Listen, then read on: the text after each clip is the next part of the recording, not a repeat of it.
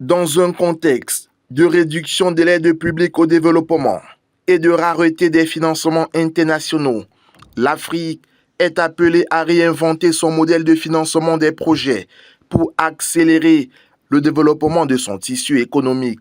C'est tout l'enjeu de cette conférence régionale de haut niveau sur la mobilisation des financements durables, de la diversification économique organisée par la Commission économique des Nations Unies pour l'Afrique centrale à Yaoundé. La plus-value de cet événement, c'est déjà mettre en relation les porteurs de projets au niveau national et sous-régional avec nos institutions financières qui sont bien représentées dans la salle, comme vous l'avez remarqué.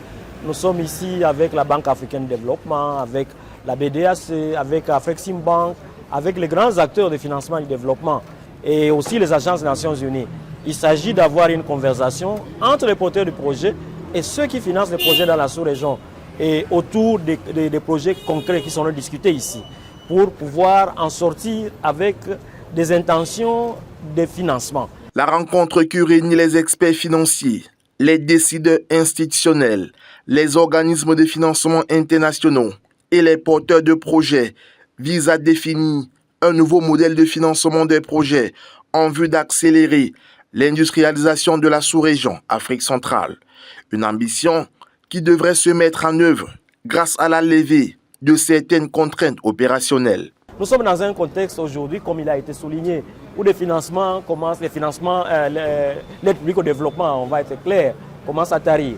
Nous sommes dans un contexte où les déficits budgétaires dans la sous-région continuent à être très visibles. Les rapports de la CEA indiquent que nous sommes à moins 2,2% de nos PIB en termes de déficit budgétaire dans la sous-région pour l'année passée. Des besoins de financement, qu'ils soient en matière d'infrastructure, qu'ils soient en matière de construction de la résilience face au changement climatique ou de l'appui aux capacités productives, des besoins sont énormes. Il s'agit pour nous non seulement d'optimiser l'allocation et la mobilisation des ressources qui sont disponibles dans les institutions financières, mais aussi de réfléchir sur d'autres sources de financement innovants pour permettre à la sous-région, à nos pays, de pouvoir financer des projets qui sont mieux structurés. On n'est pas ici pour critiquer les institutions financières, il s'agit aussi de se comprendre. Parce que la plupart des projets, comme il a été souligné, sont rejetés par faute de bancabilité. Cette rencontre stratégique vise à accélérer la transformation structurelle des économies d'Afrique centrale en mobilisant des financements innovants et durables pour la mise en œuvre des projets bancables ayant un fort impact économique, des projets en lien avec les capacités productives, les chaînes de valeur régionales et l'économie bleue. La conférence qui s'est ouverte à Yaoundé vise à combler le déficit de financement observé en Afrique centrale en constituant un portefeuille régional de projets innovants alignés sur les plans nationaux de développement et de transformation structurelle de l'économie africaine.